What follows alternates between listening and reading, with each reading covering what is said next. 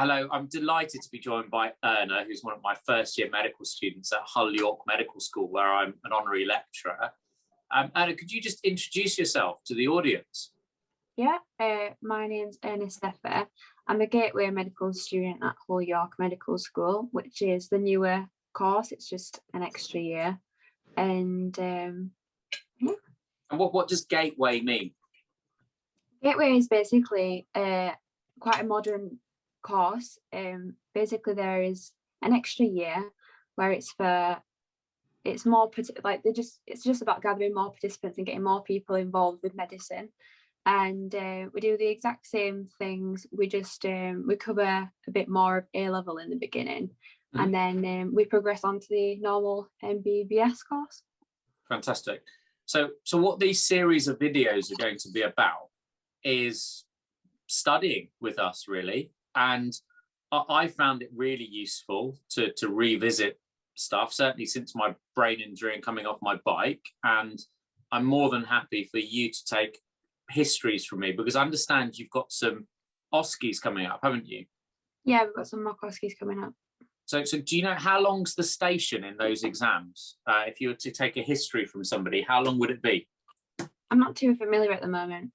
Okay. I'm not too sure. So let's, for the purpose of this, let's just say we're going to take a really focused history just on the head injury that I mentioned. So the first thing we're going to do is, in your exams, if you're taking a history from somebody, you have a choice. Would you like me to kind of give you some tips and then you do it, or would you like to just do it and get some feedback? It's entirely up to you. I'd probably get tips, because we have quite a rigid structure that we learn in clinical skills, which is basically it's built on presenting complaints rather than taking histories. So if I give you some tips there. Yeah, of course. Okay, so the biggest thing that I think about is, certainly when I work clinically, is you need to think about how doctors, there's the dynamic between doctor and patient. And you might not feel it as a medical student now, but members of the public will see you as a doctor. Yeah. And that's quite a challenge, really, because your level of knowledge is clearly not the level of knowledge what a doctor is, because you've still got another 5 years to go. So the biggest tip that I have for OSCEs is making sure that you are relaxed, but also you make sure the patient is relaxed.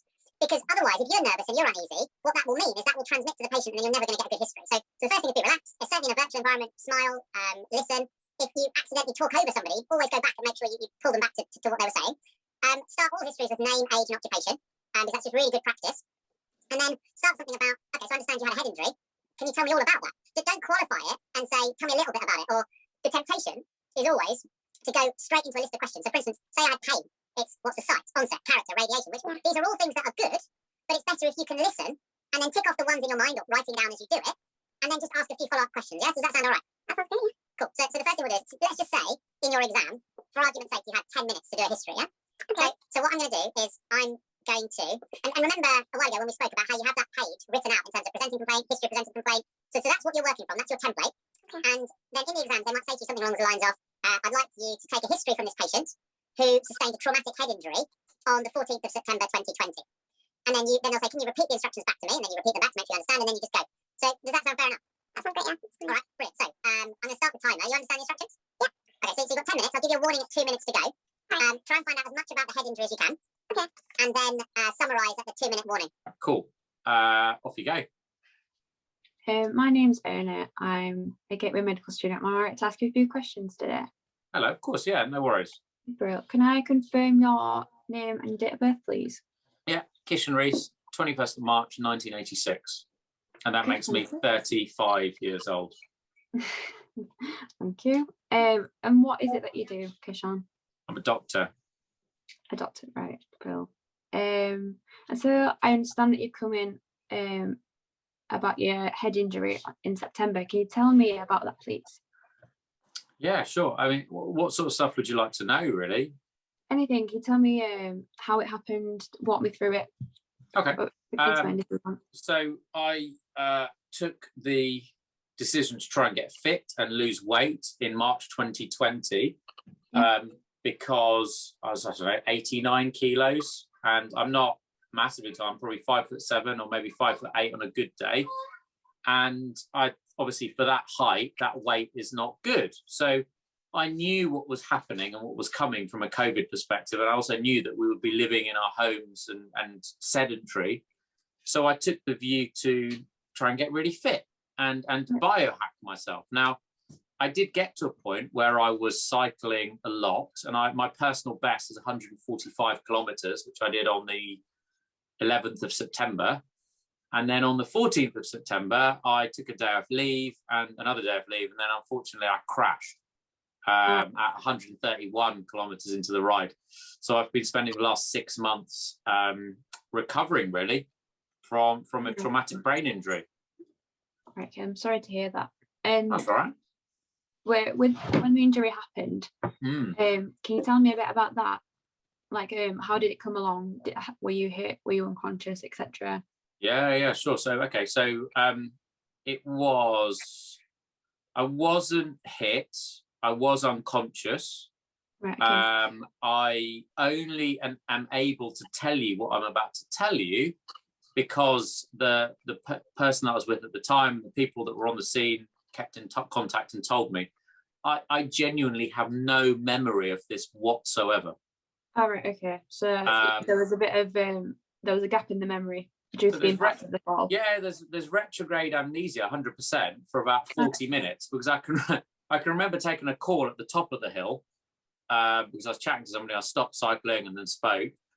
But then the next thing I know is I'm lying on my back, looking up at the air with the Liverpool FC supporting kind of paramedic from the helicopter emergency medicine that cut my clothes off.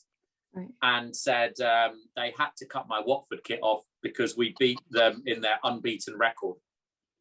I'm sorry to hear that as well. Well, yeah, it's okay. I've got another shirt. It doesn't matter. But so, yeah, I remember that. And then I remember going into the hospital feeling really, really sick because I was strapped onto a spinal board and looking at the lights going through the roof of the ambulance was horrible. And that made me really sick. And then I remember being in A&E, and then I remember taking photos of that for me to lecture you guys 3 weeks later. But yeah, that's my memory of the time. But then if you want to know about the accident itself, you need to know that I only know this because I pieced it together by asking other people. Okay. Anything that helps. So I was going down a hill, quite possibly carving as if I was skiing, just going like that. So a bit of a stupid thing to do. But then a water pipe burst, apparently, lost control because it was wet, came off my bike, fell down the hill, hit my head, probably broke some ribs, and got loads of nasty road rash down my right side, smashed my head, and then had a 5-minute seizure where I bit my tongue and they were worried and wet myself actually. But then I bit my tongue because I had the seizure. They were worried about me, so they called the emergency ambulance out. And then thankfully they didn't intubate me because they were worried about whether I needed to go for neurosurgery. But because I came around and maintained my own airway, I didn't. Okay, all right. And on which side of whereabouts on the head was hit? Just over there. Yeah. Sorry, so is that your right? Yeah, back on the right side, yeah. Back on the right side. Okay. And then that, so then they basically, they scanned me, obviously in A&E, and what did they do? They said that I've got 2 little temporal lobe bleeds, so I've had traumatic brain bleed. Okay. And then that's quite interesting, actually. I don't know if you want to know, but the obviously blood has hemosiderin in it, so iron, and then it takes a long time for that iron that's in the brain to resorb from a central nervous system point of view, because it's really hard to dissolve. So it's been really important that I sleep and I exercise up to a certain level of my heart rate to stop headaches. Nutrition is really important as well.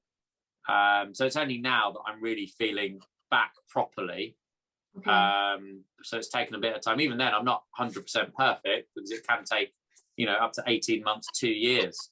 Sometimes there's permanent deficit. But yeah, I mean, one thing that I was a little bit worried about was if you have a traumatic brain bleed, you have an increased risk of dementia when you're older.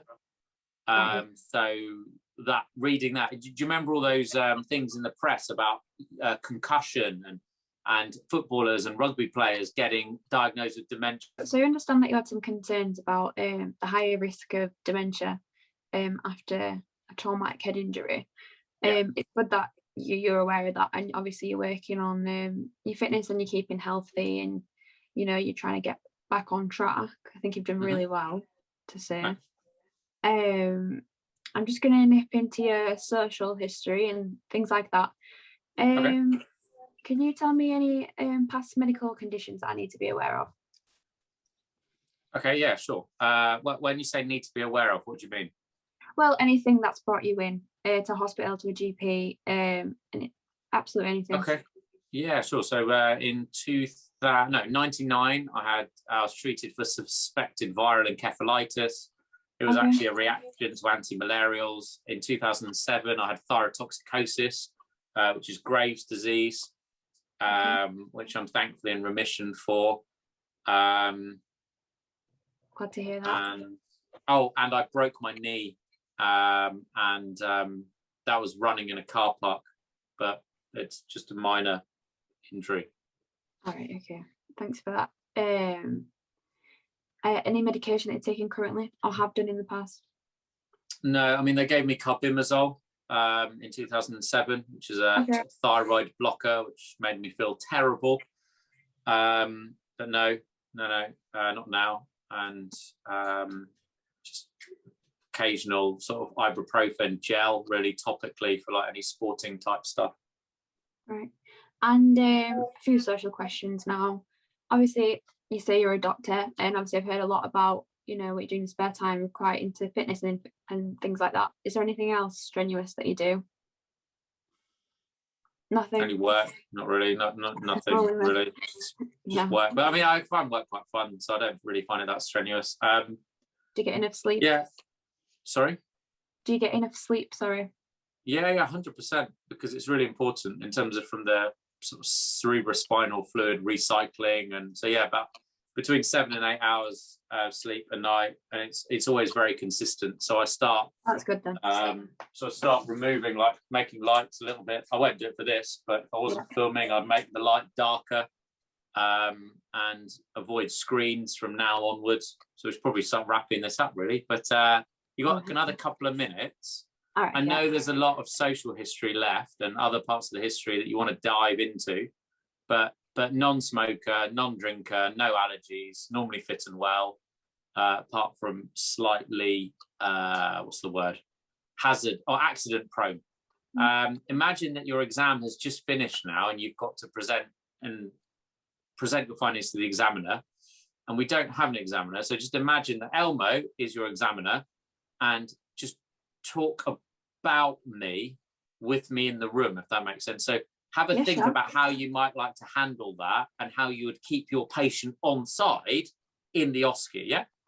Okay. So if you can try and do it in a couple of minutes, then we'll call it a day. So I'll start a little stopwatch. Off you go. Yeah, so thank you so much for speaking to me. I'm just going to be repeating back what you've said basically to the examiner, Elmo, behind you. If I make any mistakes, feel free to just butt in and correct me, or any misconceptions. But yeah, I'll just pretty much start. Okay, no worries, it's fine. So I've obtained a history from a 35-year-old doctor, Kishan Rees. He sustained quite a traumatic injury to the head on the 14th of September 2020. That involved basically HEMS being at the scene, which really highlighted how it gave a really good insight as to the mechanism of the injury and how severe it was. Kishan tells me that this is all a collateral history. He gathered it from people at the scene because basically he had retrograde amnesia for 40 minutes.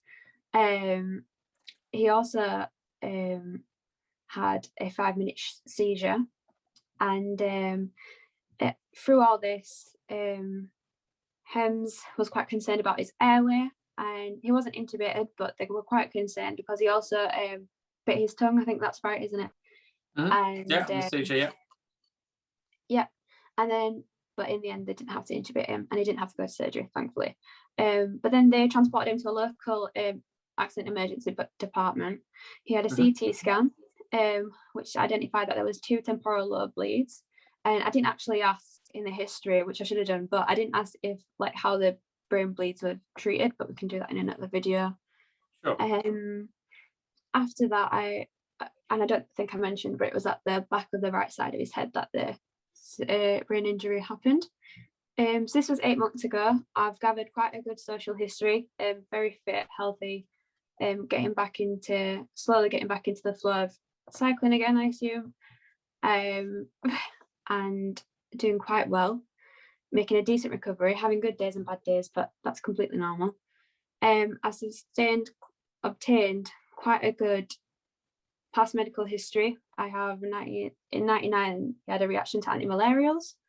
2007, he had some treatment for Graves' disease, which he's thankfully in remission for, and seems he's quite accident prone, as in 2016 he broke his knee in a car park. Non-smoker, he's a non-drinker either. I gathered that he had some concerns about an increased risk in developing dementia, because he's read that serious brain injuries like these can cause these things, which is completely valid. And I think that is about everything I've got. If the patient has anything more to add. Fantastic. No, very good. Not at all. Well done. So if you want to, we'll call it a day for that. That's excellent.